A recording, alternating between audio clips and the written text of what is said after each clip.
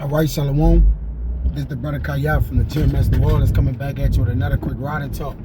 Prior to getting started, as I always do, I'd like to give infinite honors and prayers to Yahweh, Ba'Hashem Yahweh Shai, Ba'Hashem Rekakwadash. Double honors to the elders and apostles of Great Millstone. Salutation to the Akim that's pushing the truth and sincerity. And Lord willing, this video be edifying first and foremost to the whole elect, then to those that cleave to the body. And I want to get into a topic about bottles and Bibles. All right, there's a little saying, you know, I kind of came up with. I've been passing it along to the brothers, you know, and I had several talks with them, just, you know, the little in and out talks, right? You know, the little mediocre talks about things, which no talks are mediocre. But I wanted to go on a lesson about this, and I want to speak about it real briefly, you know, and to the point, right? This ministry, you shouldn't have to get nice to teach, all right? I'm gonna just come out with it. You shouldn't have to get nice to teach. Now, there is liberties. We shouldn't be really just getting wasted and coming to the altar of the Lord to sacrifice, man, okay? You know, it's just down to the point that, well, you know, hey, to whom it may concern, you know, men have to basically get drunk just to teach the word of the Lord, man. When you look at certain accounts, when the disciples went out 2 and 2, and, you know, different situations in the scriptures, you never saw them saying, like, when they was going, you know, to the Watergate or to the Agora. I mean, you never heard those men say, look, let's hit the bottle and then go out there. Because wine, you know, it inflames you, right?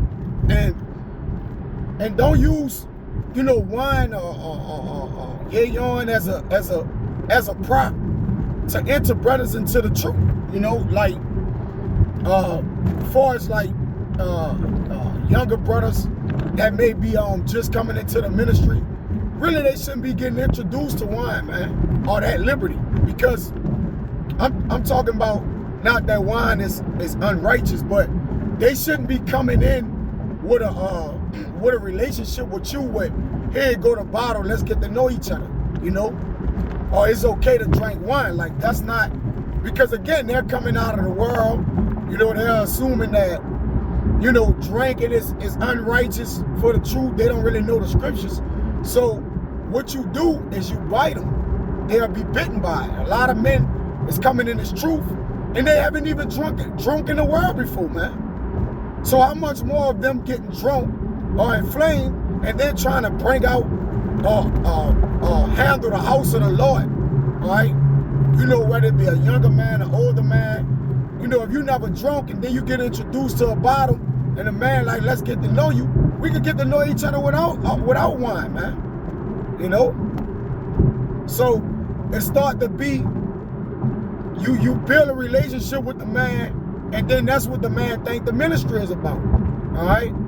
You know, coming in, we should be, you know, teaching brothers, you know, certain mannerisms of building themselves up and edifying.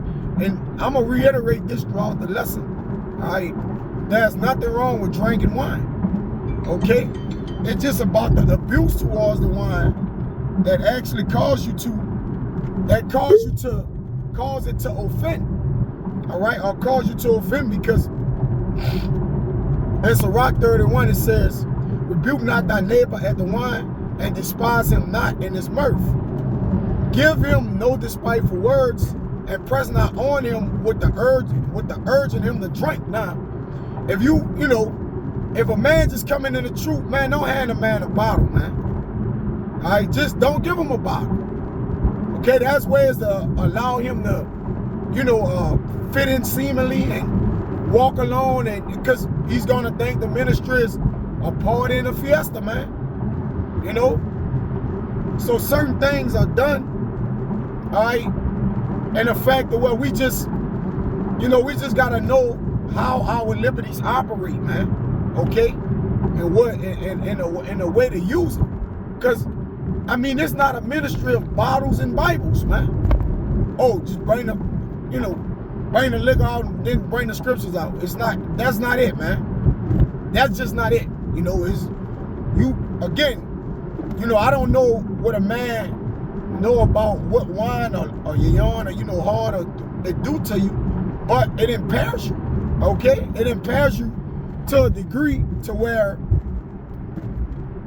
you actually need your mind to think upon things and think about parables and, you know, metaphors and certain things when you're bringing out the Bible. So it's not a good mix. You know, now, some men do it, yes. Is it unrighteous? No. Is it expedient? That's, you know, depends on the man. You know, you may sip a little yayon before your lesson, all right? But, you know, they got jakes that got to get hammered. As I tell the brothers down here, the brothers left, they got jakes that got to get hammered just to bring the word of the Lord out. Now, that can only, two things can only arise from that. Either you can't really bring the word out sober for the Lord, or that's just what you have become, all right? So let me bring out this word. And again, it just was something I wanted to go into because, okay, impair. Now, everybody know that liquor impairs you, but Jake be like, oh, I'm going to just drink a little. And then, you know, a lot of men don't understand, they don't know their tolerance. Because if you get drunk, technically you don't know your tolerance, man. You see that? Because if you're out and about, I'm talking about not at your house, you know, you just get drunk or whatever, you know, you just pass out on your couch or whatever. But when you're out and about and there's a certain standard in which you have to pretty much represent yourself in, you have to know your limitations and restrictions. But if you're a man that get actually drunk on the wine when you're going out, all right, then that means you do not know your limitations, right? Because wine is good if it be drunk moderately. So there's a level in which we should intake what we intake, and especially dealing with the scriptures, all right? So this impaired, it says in the late 14th century, it means to make worse or cause to deteriorate. Now, last I checked, all right, a man drink wine to get nice, all right? So if you got to get nice to teach, you have to go and ask yourself, okay, I'm fucked up, or you got to get nice. You know, a man may drink wine to go to sleep. You know, he may be thinking about his captivity and different things. All right. But when you drink wine, get up early in the morning and you drink wine, I keep saying wine, but I'm going to say drink, right? Or if you got to get nice to actually come into the house of the Lord, man, you got to, you know, it got to get to a point to where you got to repent, all right? You got to get nice to teach the word of the Lord. Now, once again, I'm going to reiterate this. If you get nice before you do a lesson, is that going off? No, all right? But we deal with it, what's expedient, you know? So you can't see, per se, the elders and apostles sip a little glass of wine and do a lesson, and then you do it. You might be a brother that never drunk before, all right? So, again, you have to know what the scriptures say and abide by it. You got to know the moderation. You ain't never saw a video where the elders and apostles are teaching the young men to be like, look, you know, go get you a big bottle or yayon and y'all, you know, drinking and do a lesson. When that came about, all right? So we got to know our liberties, man, and give not occasion to the flesh, all right? And really we got to, the thing about knowing your liberties is how to subject them and rule them. Really, you don't know your liberties if you don't know how to rule them. I mean, that's just, you know, just kind of what it is. And the same thing with your tolerance, okay, your tolerance level. If you don't know where it's at, you can't rule it. Because if you get drunk, just, I ain't drunk, all right, then you start to brawl, you know? And again, when you're impaired, it calls to deteriorate. So think about your mind being impaired while bringing out the holy scriptures in the Bible of the Lord. Think about it, okay? Just think about that. Oh, I ain't gonna get drunk while, you know, hey, again, if you don't know your tolerance, you may be drinking and an hour or so before camp, it may sneak up on you and now you're impaired, man. All right? But again, a lot of jakes is in the spirit of having to get nice to teach the scripture. Now, I don't know if it's a thing to where, like, you know, if I'm nice, I really could speak who I am, or I have personality adjustments or problems of which I gotta bring it out, but I don't know what it could be. All right, so to be impaired is to make you worse, man. All right, to walk and stumble, right? So it's to stumble. So if we ought to have a clear mindset and a mentality when we bringing out the word of the Lord, how much more, you know, are we to kind of like basically have a clear mind? Matter of fact, let me get that, man. Right.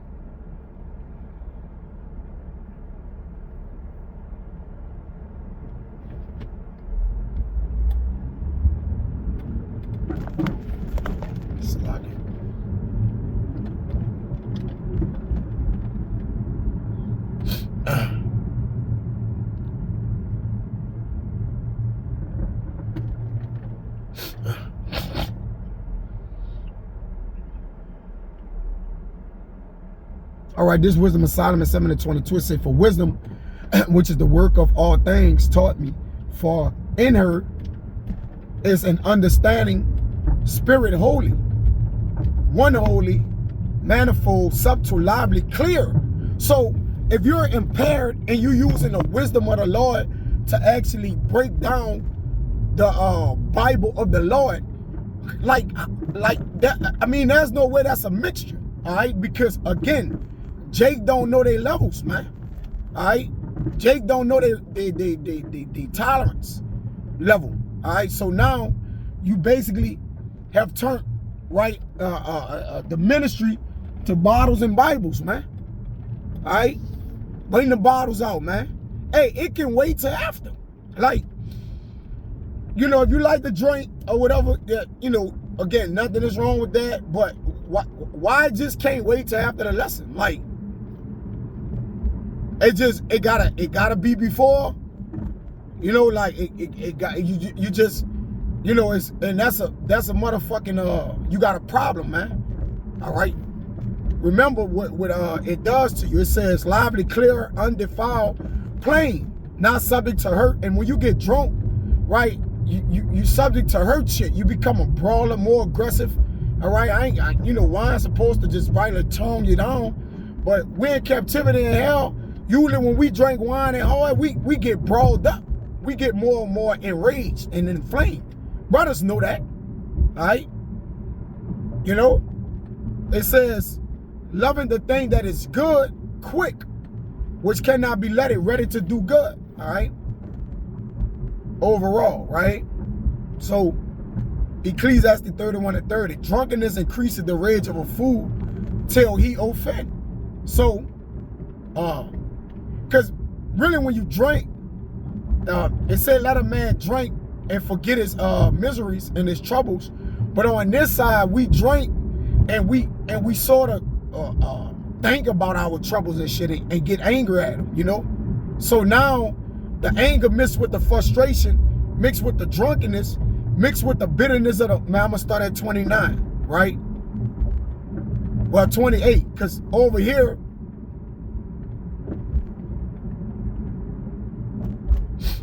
you know, many over here, brother, we under pressure. We under pressure. And the wine don't really release that for us like talking about it, man. All right, because a lot of when you look at subject matters, a lot of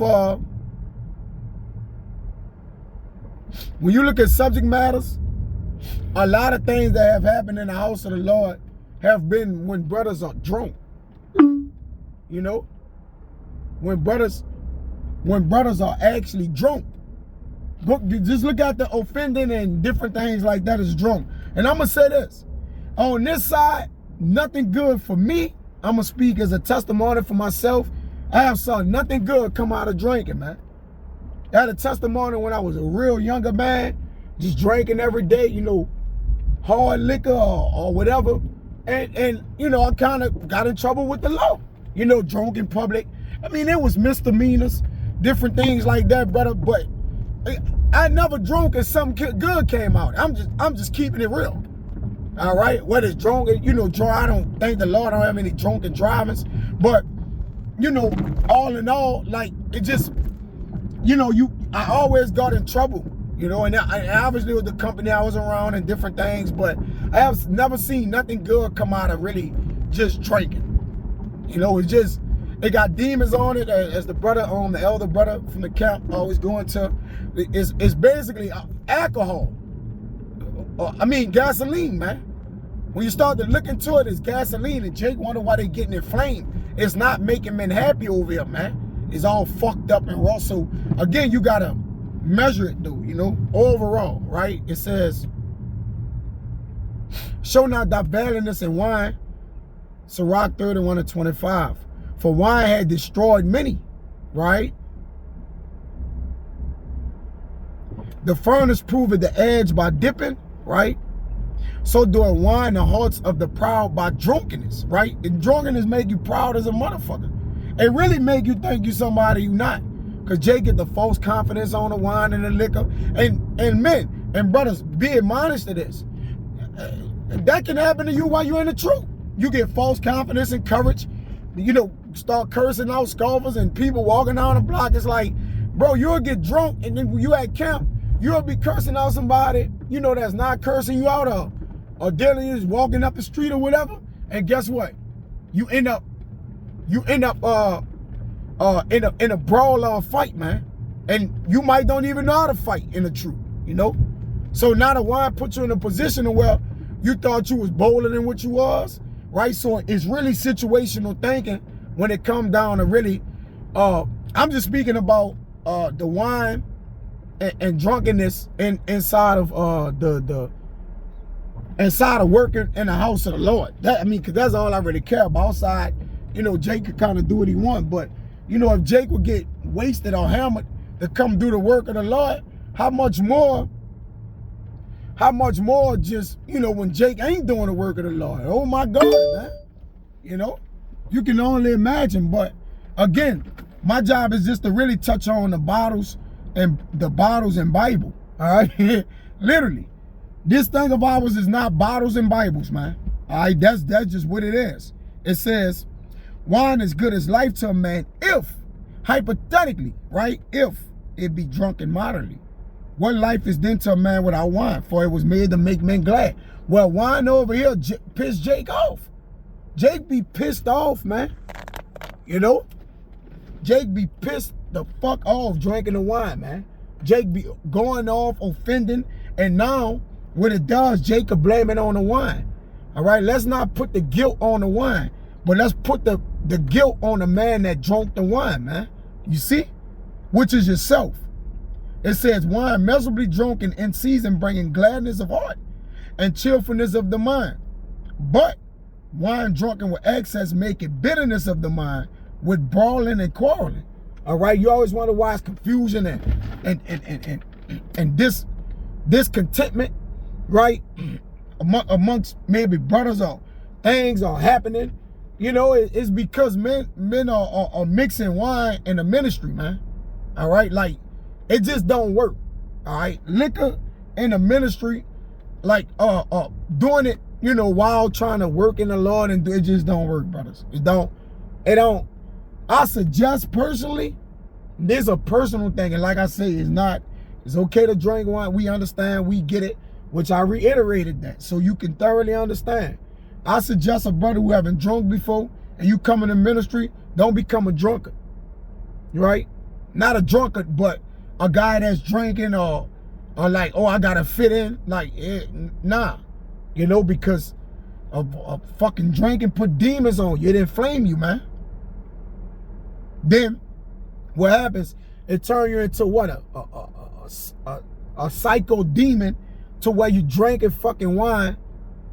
It's hard liquor, gin, Seagram's gin, at 12 in the noon when the sun is hot as in the sky, man. He's just getting fucking inflamed, and you're like, oh, I'm a do a lesson. Like, nah, brother. Like, nah, like just, you know, drink your wine and go to sleep. Do it once you done became impaired, or you not as worse as you are. All right, so it says, drunkenness increase the rage of a fool till he offend. It diminish strength and making wounds. So we got to be strong when we bringing out the word of the Lord, man. All right, you know, we can't be raging, while we teaching and different things like that, we have to have a settled mind. Bringing out the what? The word of the Lord, man. It says, you know, and that pretty much was it. You know, I just want to touch on the bottle. And I didn't really go into, which was my main thought, was to go into introducing. This is my main thing. Like, you know, if you know, you coming in this thing and you're introducing younger brothers to the wine that maybe haven't drunk or whatever, like, when they come into ministry, man, introduce them to the scriptures, man. All right, and by, they'll learn, all right, the liberties of drinking and different things like that, man. Because you give wine or hard liquor to a man who haven't drunk, man, there's no telling what this man would do, man. All right, especially with the unreal shit we get over here. You know, it's not. You know, I wouldn't really advise men to drink the shit. I drink, like, I'm just generalizing it, though. Like, the shit we drinking, boy, this, you know, this ain't it. You know, this really not it. But all in all, man, it's just, you know, that was just an admonishment, you know, about bottles and Bibles. That, like, we don't have a ministry of bottles and Bibles. Like, that's not it. We do drink and we you know, we fellowship and different things like that. But Bibles and bottles is not the ministry, brothers. You know, this is not the all in all of the ministry. Every time the Bible come out, a bottle don't have to come out. So Abba Ratazada was edifying, man. Till next time, I'm gonna see Shalom.